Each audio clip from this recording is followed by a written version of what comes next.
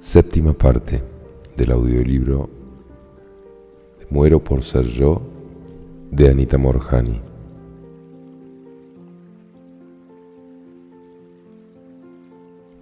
Capítulo 10. Prueba de sanación. Varios días después de salir de la unidad de cuidados intensivos, empecé terapia física para fortalecer mis músculos. El primer día que pude caminar por el cuarto, la enfermera me llevó al baño para que me pudiera ver en el espejo. Tan pronto vi mi reflejo esquelético, mi corazón se derrumbó. Era la primera vez desde que salí del coma que me sentía descorazonada. Le pedí a la enfermera que me dejara sola por unos minutos para tener algo de privacidad. Simplemente continué mirándome en el espejo. Casi no reconocía a la persona que me miraba. La mayoría de mi pelo se había caído por manojos. Mis ojos parecían demasiado grandes para sus cuencas. Mis pómulos eran pronunciados y tenía una curación en el cuello debajo de mi oído derecho que escondía una gigantesca lesión de piel abierta. Me mantuve absorta en mi propia imagen y empecé a llorar. Lloré no por vanidad. Mi apariencia física no parecía tener importancia en ese momento. En lugar, sentía la misma tristeza profunda que cualquiera sentiría al ver a una persona en esa condición. Sentía dolor combinado con una profunda empatía. Podía ver en esa imagen, en esa cara, en esos ojos, los años de sufrimiento necesarios para llegar a donde estaba ahora, parada delante del espejo. ¿Cómo pude permitirme pasar por tanta angustia? ¿Cómo pude causarme a mí misma todo este dolor? Pensé apesadumbrada. Sí, sentí que yo me lo había causado. Levanté mi mano hacia el espejo y al tocar la imagen de mi cara en lágrimas, hice la promesa que nunca más me haría un daño semejante. Los doctores estaban muy cautelosos respecto a mi sanación, particularmente por el estado en que me encontraba cuando ingresé al hospital. Querían ajustar la dosis de quimioterapia que me estaban formulando, a la cual le había tenido tanto miedo. Yo observaba cuando las enfermeras venían a administrarme la quimioterapia. Ellas traían las bolsas con drogas que entraban directamente por mis venas. Cada bolsa tenía la etiqueta veneno, en letras mayúsculas y rojas. Las enfermeras usaban máscaras y guantes de caucho para que en caso de accidente no tuvieran contacto con esos químicos peligrosos. Era increíble, pero me parecía aceptable que estas drogas fueran introducidas directamente en mi torrente sanguíneo. Yo sabía que no necesitaba la quimioterapia. Los doctores la prescribían por sus propias razones y no por las mías, ya que yo sabía que era invencible. Nada podía destruirme, ni siquiera veneno inyectado en mis venas. Exactamente la misma cosa a la que le tuve tanto miedo por años. Fue interesante ver que no sufría de los efectos secundarios normales. Mi equipo médico estaba muy sorprendido de que no tuviera las náuseas comunes asociadas a este tratamiento. Sentí que había logrado una importante victoria. Había superado por completo mi miedo a todo, a morir, al cáncer y a la quimioterapia. Y esto comprobaba que había sido el miedo el que me estaba destruyendo. Sabía que si esto hubiera pasado antes de mi experiencia en el otro reino, la simple palabra veneno en la etiqueta de la droga que estaba corriendo por mis venas, así como las enfermeras cubiertas con su equipo de seguridad para evitar la contaminación, me hubieran producido suficiente miedo como para matarme. El solo efecto psicológico me hubiera acabado porque ya sabía que tan llena de miedo estaba. Por el contrario, me sentía invencible. Sabía que la decisión de regresar que tomé en el otro lado venció completamente cualquier obstáculo que se estaba presentando en el mundo físico. Los doctores querían hacerme una serie de exámenes para obtener un cuadro más exacto de mi situación actual, para poder ajustar la dosis de la quimioterapia que me administraban. Acepté de mala gana, principalmente porque sabía que ellos necesitaban los exámenes más que yo, como prueba de que me había sanado, pero también en parte porque yo sabía de antemano cuáles serían los resultados. Me sentiría victoriosa al probar que yo estaba en lo correcto. Sin embargo, los doctores estimaron que estaba todavía muy débil para soportar exámenes tan exhaustivos y decidieron dejarlos para las próximas semanas mientras yo continuaba mejorando y poniéndome más fuerte. Pesaba menos de 41 kilos y se requería que subiera los niveles de nutrición antes de hacerme cualquier examen que involucrara incluso una cirugía menor, pues cualquier requerimiento para lograr una mejoría adicional podría exigir un esfuerzo excesivo para mis ya agotadas defensas. Las lesiones de la piel eran inmensas. Las lavaban y cubrían diariamente el equipo de enfermeras. Ya que eran grandes y profundas, los doctores pensaban que no curarían sin cirugía. Mi cuerpo no tenía la nutrición ni la fuerza requerida para recuperarse de heridas mayores, por lo cual un cirujano reconstructivo vino a dar su diagnóstico. Confirmó que mis heridas eran demasiado grandes para sanar por sí solas, ya que mi cuerpo no tenía los nutrientes necesarios para ayudar en el proceso. Sin embargo, pensó que todavía yo estaba muy débil para resistir la cirugía reconstructiva y solicitó que las enfermeras continuaran manteniendo las lesiones limpias y cubiertas hasta que yo tuviera la suficiente fuerza para el procedimiento. Todavía me faltaban músculos y carne en mis huesos.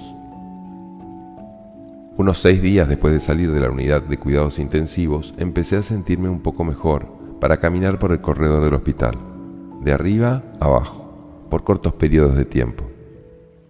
Después necesitaba descansar. El primer examen que me hicieron cuando los doctores consideraron que estaba lo suficientemente fuerte para resistirlo fue una biopsia de médula ósea.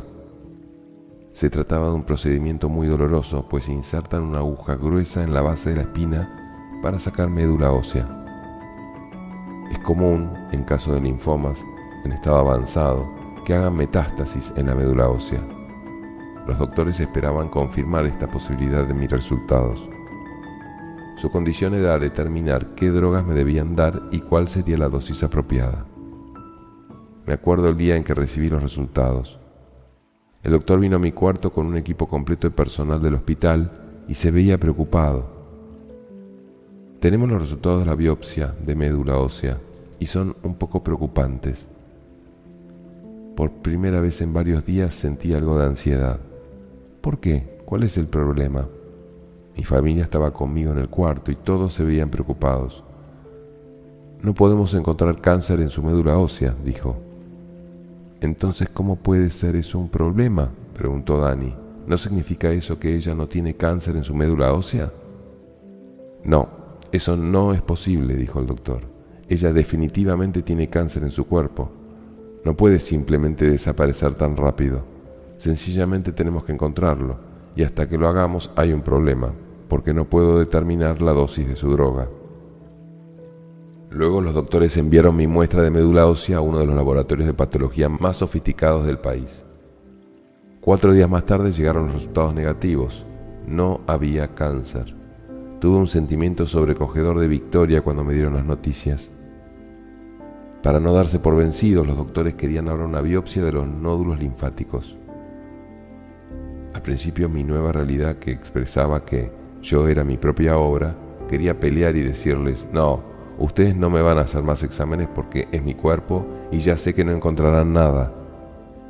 Sin embargo, como los doctores le insistían a mi familia que se acordaran del estado en que había ingresado al hospital hacía solo unos días, decidí dejarlos que prosiguieran con sus exámenes porque estaba absolutamente segura que no encontrarían nada. Me daba cuenta que saldría siempre victoriosa y triunfante de cada examen médico que me practicaran. En realidad, le dije al doctor: haga lo que tenga que hacer, pero quiero que sepa que todos ustedes están haciendo esto para convencerse a sí mismos. Yo ya sé los resultados. Me dieron otros días para fortalecerme más para la biopsia que requería cirugía menor. Poco antes del procedimiento me enviaron al departamento de radiología. El radiólogo tenía que usar equipo de ultrasonido para encontrar el nódulo linfático más grande y marcar el punto en mi piel, donde el cirujano pudiera hacer la incisión para la biopsia. Acostada en la mesa del laboratorio de radiología, noté que mis primeros exámenes, tomados el día que entré al hospital, estaban puestos en la caja lectora de rayos X y mostraban dónde se encontraban todos los tumores. El radiólogo notó en esos exámenes que mi cuello estaba repleto con glándulas inflamadas y tumores, así que pasó el ultrasonido por toda la parte de atrás de mi cuello hasta la base de mi cabeza. Luego lo pasó por los lados y finalmente hacia arriba y abajo en la parte anterior de mi cuello. Noté confusión y desconcierto en su expresión. Se refirió nuevamente a las radiografías anteriores y luego regresó donde yo estaba sobre la mesa. Me preguntó si podía usar el ultrasonido debajo de mis brazos. Yo le dije que sí, pero después de chequear esta área seguía desconcertado. Luego revisó mi pecho, la espalda y el abdomen. ¿Todo está bien?, pregunté. Estoy confundido, dijo. ¿Por qué? ¿Qué pasa? Yo tenía una sospecha de lo que estaba pasando. Perdóneme un minuto, me contestó. El radiólogo fue hacia el teléfono cerca de donde me encontraba y lo oí llamando a mi oncóloga. No entiendo. Tengo radiografías que muestran el sistema linfático del paciente lleno de cáncer hace apenas 2 semanas, pero ahora no puedo encontrar un nódulo linfático en su cuerpo de un tamaño que sugiera que hay cáncer, le oí decir. Una sonrisa cruzó mi cara. Mientras él regresaba hacia la mesa, yo me senté y le dije, bien, entonces creo que me puedo ir ahora. No tan rápido, me respondió. Su oncólogo insistió que encuentre un nódulo linfático para hacer la biopsia, porque no es posible que usted no tenga cáncer en su cuerpo. El cáncer simplemente no desaparece así. Entonces tendré que identificar un nódulo en un sitio de fácil acceso como su cuello. Procedió a marcar un nódulo en mi cuello, aunque no estaba inflamado. Me programaron la cirugía. El cirujano hizo una pequeña incisión en el lado izquierdo de mi cuello para remover uno de mis nódulos linfáticos. Como esto fue realizado bajo anestesia local, yo estaba completamente consciente. Realmente me disgustaron las sensaciones molestas en mi cuello, donde el doctor cortó el nódulo. Todavía recuerdo el olor de mi propia piel quemada cuando el cirujano cauterizó la herida. Pensé en ese momento que tal vez no era tan buena idea estar de acuerdo con que me hicieran este tipo de procedimientos. Sin embargo, una vez más los resultados mostraron que no había rastros de cáncer. A este punto realmente empecé a protestar por los continuados exámenes y las drogas, porque en el fondo yo sabía, sin lugar a dudas, que había sido sanada. También empezaba a sentirme impaciente por estar confinada en el hospital. Quería salir y empezar nuevamente a explorar el mundo, principalmente porque sabía que yo iba a estar bien. Pero los doctores se resistieron, insistiendo que necesitaban más exámenes y drogas. Me recordaban el estado en que me encontraba cuando fui admitida en el hospital. Si ustedes no encuentran cáncer en mi cuerpo, ¿por qué aún necesito esto?, les pregunté. Solo porque no encontremos el cáncer no significa que no esté ahí. No olvide que usted estaba en estado terminal cuando entró hace solo unas semanas, me respondieron. Finalmente me hicieron una tomografía de cuerpo entero, PET, y cuando los resultados mostraron que estaba libre de cáncer, mi tratamiento llegó a su final. Igualmente, para el asombro del equipo médico, los preparativos que habían hecho con el cirujano reconstructivo para cerrar las lesiones de mi cuello fueron innecesarios porque ellas sanaron por sí mismas. El día 9 de marzo de 2006, después de 5 semanas en el hospital, me dieron salida y regresé a casa. Era capaz de caminar sin ayuda, aunque todavía la necesitaba un poco para subir y bajar escaleras. Pero estaba en tal estado de euforia que los médicos escribieron realmente en letras grandes en la orden de salida del hospital. Se permite la salida para ir a casa a descansar. No puede ir de compras o a fiestas mínimo por 6 semanas. Pero yo no iba a aceptar nada de eso. Solo una semana más tarde, para mi cumpleaños, en marzo 16, salí a mi restaurante favorito, Jimmy's Kitchen, a comer con mi familia para celebrar mi nueva vida. Y en la semana siguiente, el día 26 de marzo, fui a la boda de una amiga. Para sorpresa de mis amigos, quienes sabían por todo lo que yo había pasado, bailé y tomé champaña, plena de felicidad. Sabía más que nunca que la vida era para vivirla con felicidad y abandono. Capítulo 11. Señora, de cualquier forma que lo mire, usted debería estar muerta. Varias semanas después de que recibí el diagnóstico completamente libre de cáncer, todavía estaba procesando todo lo que me había pasado, tratando de encontrarle sentido. Me estaba acostumbrando a que las personas que conocía se impactaran cuando me veían después de que salí del hospital. Aunque nadie me lo decía en la cara, yo sabía que la mayoría de ellas pensaba que yo moriría la última vez que me vieron. Ellas nunca esperaron volverme a ver. Algunas trataban de esconder su sorpresa por lo saludable que me veía en tan corto tiempo, pero otras no lo podían evitar. «Dios mío, ¿eres tú?», mi profesora de yoga me dijo con la quijada casi en el piso cuando entré a su estudio por primera vez en 6 meses. «Te ves increíble. Oí que estabas mejorando, pero nunca me imaginé que estuvieras así de bien». Amira había sido mi instructora de yoga ocasional durante varios años. Ella era una persona amorosa que tenía un salón muy lindo en la parte victoriana del distrito de negocios de Hong Kong. Sabía que yo estaba enferma y cuando me encontraba muy débil y no podía hacer muchas de las posturas, me ayudaba suavemente o me decía que me quedara en la postura Shavasana, que consiste en recostarse en total relajamiento como si estuviera dormida.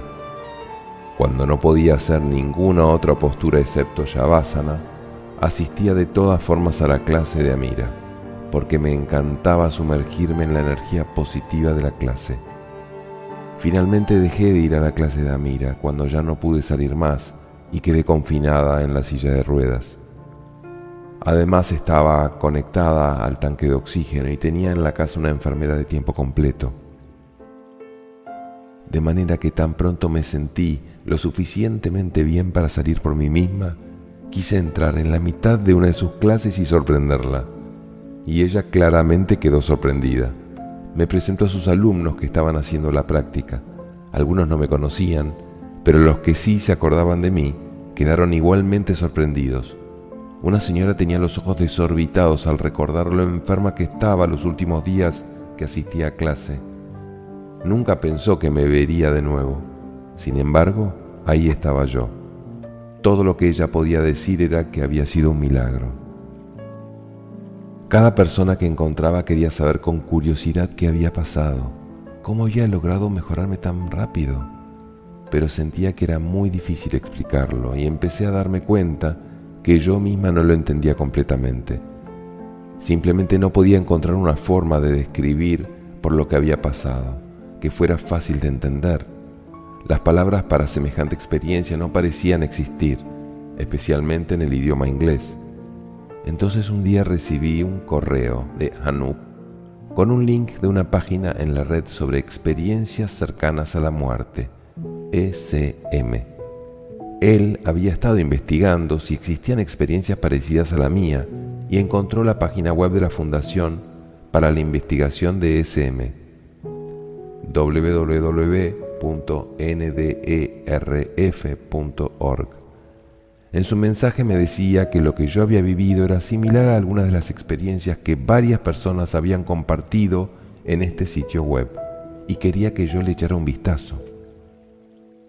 Yo no sabía mucho sobre las ECM, había oído de ellas y tal vez había visto 1 o 2 documentales en la TV, pero no conocía a nadie que hubiera tenido esa experiencia. Y jamás imaginé que yo misma fuera a pasar por algo así. Al leer la información en la página que me había enviado mi hermano, sentí escalofrío al descubrir historias que compartían algunas similitudes con mi experiencia. Ninguna de ellas tenía el elemento de enfermedad que yo tuve, pero algunas cosas que experimentaron en el otro reino eran muy parecidas. Algunas de ellas hablaban de expansión, la sensación de gran claridad y el sentimiento de unicidad. la conexión entre todos nosotros. Ellos expresaban no haber sentido juicios o juzgamientos, sino únicamente un amor incondicional sobrecogedor. Hablaban de haber encontrado a sus seres amados que habían partido, o a otros seres que los cuidaron, y tenían la sensación de haber experimentado el entendimiento y el conocimiento universales. No podía creer el hecho de que otros hubieran experimentado ese sentimiento de aceptación y unidad, así como el entendimiento de que todos somos universalmente amados. Muchos de ellos decían tener un sentido de propósito después de sus SM, y así era exactamente como yo me sentía. Después de leer algunas historias, vi un anuncio en la página web que decía: ¿ha tenido usted una experiencia cercana a la muerte que quiera compartir? Oprima aquí. Eso hice, apareció un formulario largo y muy detallado y empecé a llenarlo. No había escrito mi experiencia antes, solo había tratado de compartirla con amigos cercanos y miembros de la familia, así que era la primera vez que la analizaba con tanto detalle. Ya que era la primera vez que estaba registrando todo para alguien que no conocía mi situación, quería asegurarme de expresar lo que quería decir de una forma muy clara. Las preguntas también me hicieron pensar sobre algunas partes de mi experiencia de una manera que no había pensado antes. Llené todos los detalles sobre el cáncer, todo lo que experimenté cuando pasé al otro lado y cuando volví, y finalmente sobre el cáncer que desapareció rápidamente. Después de completar el formulario y agregar todos los detalles extras en los lugares indicados, oprimí enviar. Salió un mensaje que decía: gracias por enviarnos su testimonio. Lo contactaremos dentro de las próximas 3 semanas para informarle si su experiencia será publicada en nuestro sitio. Como era un poco tarde en la noche, me fui a la cama pensando que probablemente no oiría de ellos en un buen rato. Sin embargo, para mi sorpresa, ya había un mensaje en mi bandeja de entrada del Dr. Jeffrey Long cuando desperté la mañana siguiente. El Dr. Long explicaba que él era un oncólogo y al mismo tiempo el propietario de la página web de la fundación, donde yo había enviado mi experiencia. Opinó que era una de las más excepcionales que había leído. Quería hacerme algunas preguntas de seguimiento y especialmente sobre mi condición médica, porque estaba extremadamente intrigado por mi rápida sanación. Decía que yo había explicado muy bien mi experiencia y quería saber más del cáncer, como por ejemplo, cuándo me lo diagnosticaron, la duración de la enfermedad y en cuánto tiempo después de mi SM el cáncer desapareció. Contesté todas estas preguntas lo mejor que pude y nuevamente me respondió casi de inmediato. Había un interés real en su mensaje. Dijo que estaba muy emocionado con mis respuestas y me agradeció por permitirle publicar mi experiencia. Igualmente dijo que mi historia sería muy inspiradora para miles y miles de personas en todo el mundo. Luego, procedió a publicar mi cuenta con un link directo en el sitio dedicado a las SM, incluyendo todas las respuestas a sus preguntas de seguimiento, las cuales todavía se encuentran en los archivos del sitio en el formato original. Más tarde me enteré que el Dr. Long imprimió todo mi reporte tan pronto lo recibió para poder leerlo y releerlo, porque pensó que era tan extraordinario, cosa que no había hecho con ningún otro. Al mismo tiempo, mi amigo Peter Lloyd, quien tiene una publicación llamada Hong Kong Holístico, estaba tan sorprendido por lo que me había pasado que pidió mi permiso para imprimir mi historia. Le envié una copia exacta de lo que había enviado a la página web de SM y él la incluyó en su siguiente número. Varias semanas después, durante el verano 2006, fui contactada por otro oncólogo de los Estados Unidos. Su nombre era Dr. Peter Ko, quien me dijo estar interesado en el estudio de remisiones espontáneas. En el espacio de 3 semanas, 2 personas diferentes le habían enviado correos con mi experiencia. Cuando recibió el primero de la fundación de SM, lo dejó de lado, pues mi reporte era bastante largo y siempre le estaban sugiriendo artículos para leer. Pero cuando recibió el segundo referente al artículo de la publicación Hong Kong Holístico, con una nota sugiriéndole que leyera el artículo que sería de gran interés para él, decidió mirar de qué se trataba. Después de leer mi historia, quedó tan intrigado que se puso en contacto con Peter Lloyd y le preguntó si había alguna forma de localizarme, ya que el sitio web no informaba mi nombre completo. Peter se conectó con Dr. Ko y conmigo por el correo electrónico e inmediatamente me preguntó si podría llamarme porque tenía muchas preguntas.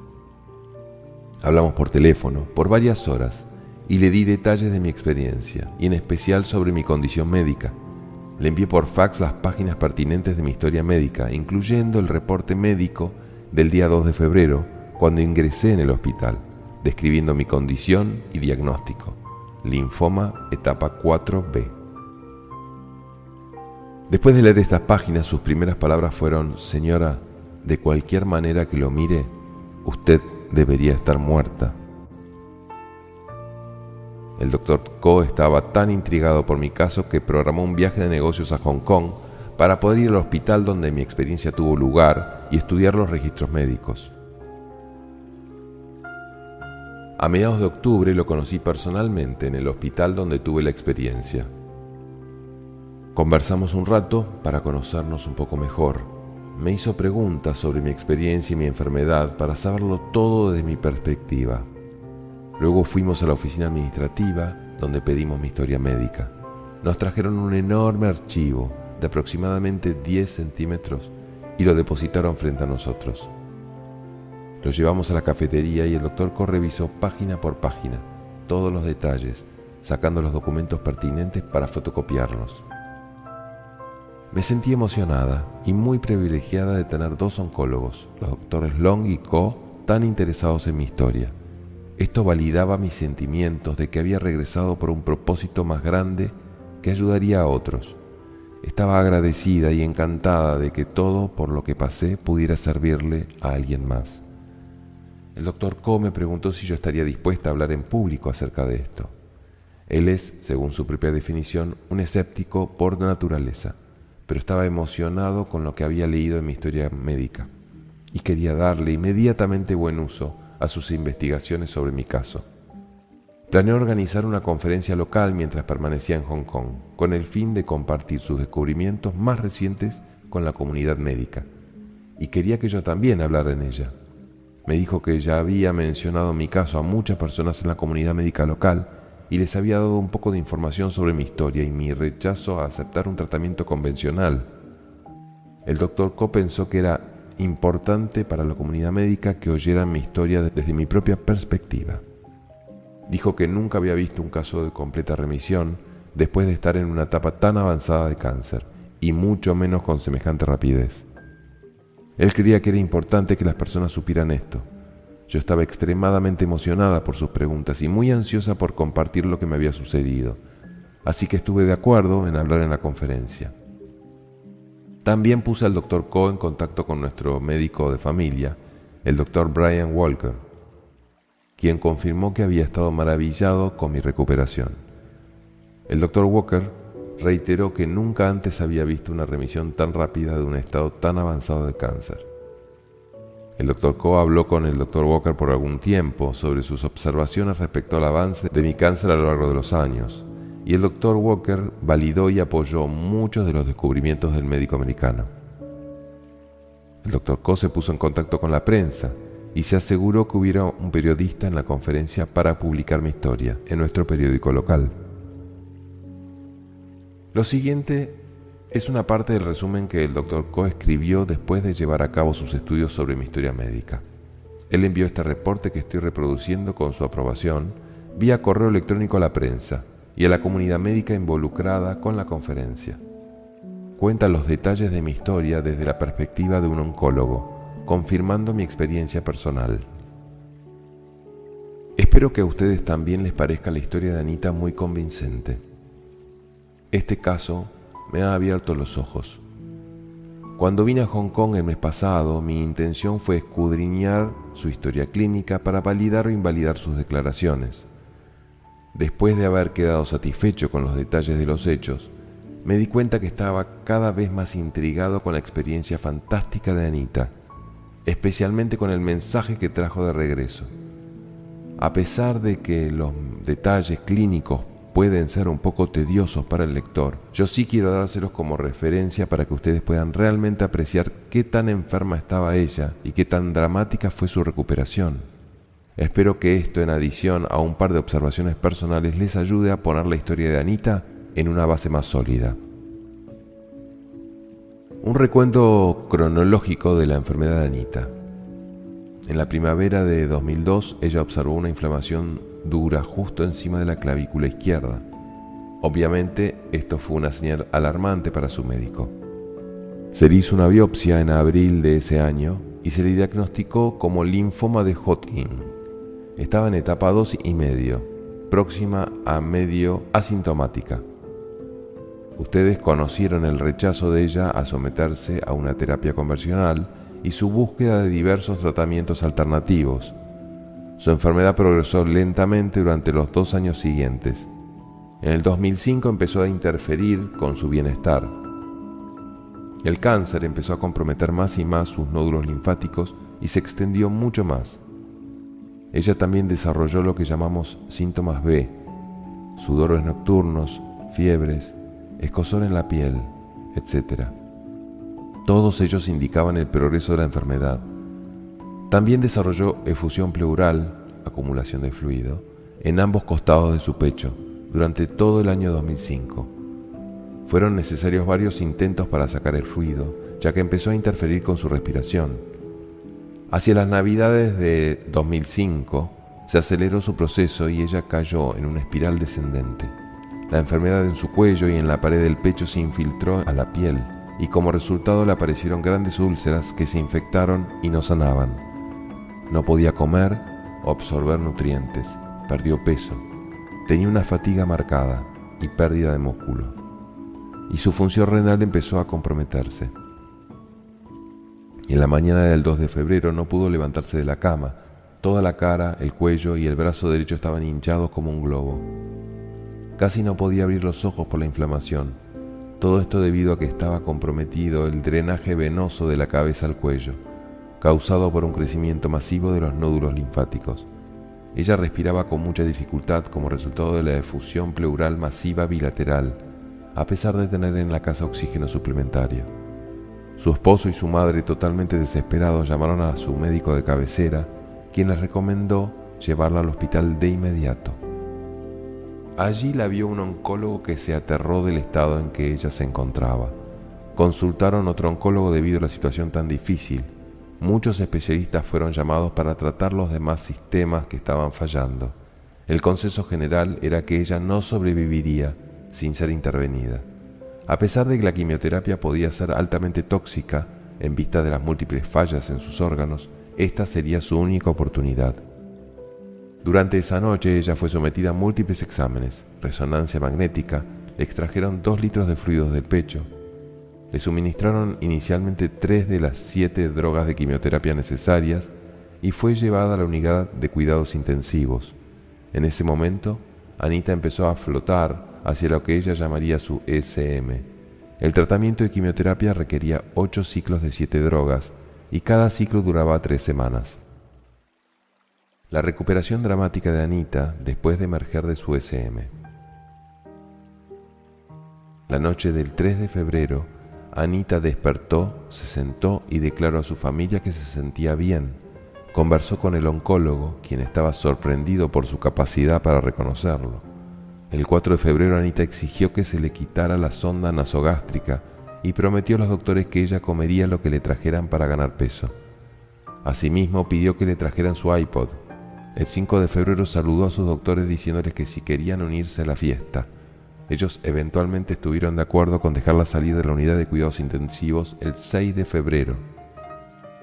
En ese momento, una gran parte de la inflamación de cara y cuello había disminuido. Los nódulos linfáticos inflamados empezaron a suavizarse y ella pudo voltear la cabeza por primera vez. Las drogas para su primer ciclo se completaron a mediados de febrero. Un cirujano plástico fue llamado para practicarle una biopsia de los nódulos linfáticos de su cuello y una intervención para hacerle injertos en las heridas de su cuello y axila. Él no pudo encontrar ningún nódulo al examinarla y se programó un ultrasonido previo a la biopsia. él haría el procedimiento de la piel al mismo tiempo. 3 ultrasonidos fallaron en revelar cualquier nódulo linfático con esa patología. El 27 de febrero le practicaron la biopsia de un nódulo de su cuello y no hubo evidencia de cáncer. Las úlceras de la piel sanaron por sí solas, sin necesidad de hacer los injertos de piel. Los oncólogos eventualmente estuvieron de acuerdo con dejarla regresar a casa en marzo 9, después de terminar el segundo ciclo del tratamiento. Ella celebró su cumpleaños en marzo 16 en su restaurante favorito y asistió a una boda donde bailó y tomó champaña en marzo 26. Luego empezó su tercer ciclo. Todos llegaron a un acuerdo al hacer un CT PET scan, tomografía computarizada, tomografía por emisión de positrones, y después de 6 ciclos, julio 24, la dieron de alta y suspendieron el tratamiento faltándole 2 ciclos. Su recuperación realmente fue extraordinaria. Basado en mi propia experiencia y en las opiniones de varios colegas, no puedo atribuir su dramática recuperación a la quimioterapia. Basado en lo que hemos aprendido sobre el comportamiento de células cancerosas, especulo que algo no físico, información, desconectó los genes mutados para que no pudieran expresarse, o los señaló para lograr una muerte celular programada. El mecanismo exacto es desconocido para nosotros y claramente no es el resultado del uso de drogas citotóxicas. Creo que mi encuentro con la experiencia de Anita es el punto de partida para que yo aprenda más de este fenómeno y sobre la verdadera naturaleza de nuestro ser.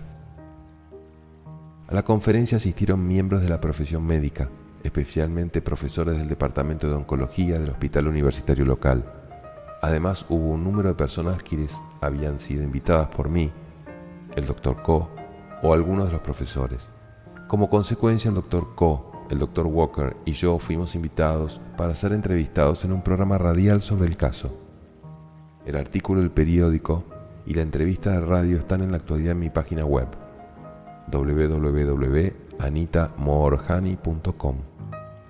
Como resultado directo de la conferencia y de conocer a miembros de la Facultad Médica de la Universidad de Hong Kong, fui invitada a formar parte como consultora del Departamento de Estudios sobre el Comportamiento para hablarle y aconsejar a los profesores en cuanto a la psicología para el manejo del cáncer y la muerte.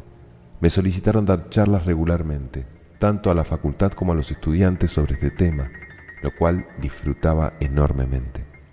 El Dr. Ko compiló un reporte de sus investigaciones médicas de mi archivo, junto con sus preguntas, y lo envió a los institutos de cáncer de todo el mundo. A la fecha, ninguno de ellos ha podido contestar sus preguntas y ninguno de ellos ha tenido un caso con un resultado tan dramático. Estos son algunos de los fenómenos sin explicación que el Dr. Ko compartió conmigo y que todavía permanecen como un misterio.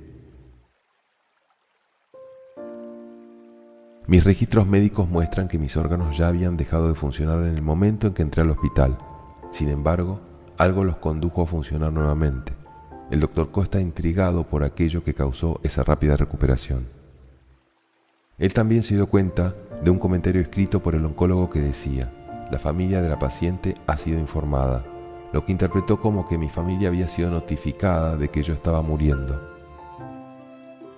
Mis archivos confirmaban que yo tenía tumores del tamaño de un limón en todo mi cuerpo, desde la base del cráneo por todo mi cuello, mis axilas y el pecho, hasta mi abdomen. Pero varios días después había una reducción de su tamaño de por lo menos el 70%.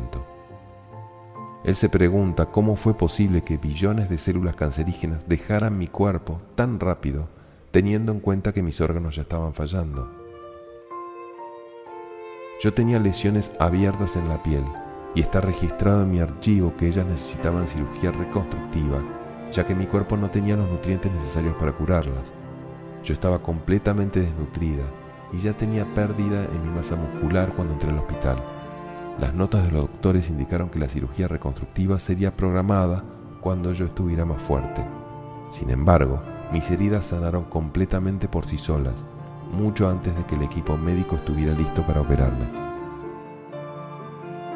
Estas se unieron a las principales preguntas que el Dr. Ko y los demás tenían sobre remisiones espontáneas. ¿Qué fue lo que accionó el interruptor para hacer que el cuerpo diera la vuelta de morir a sanarme? Yo conozco la respuesta sobre mi propio caso, pero no puede ser encontrada en la medicina.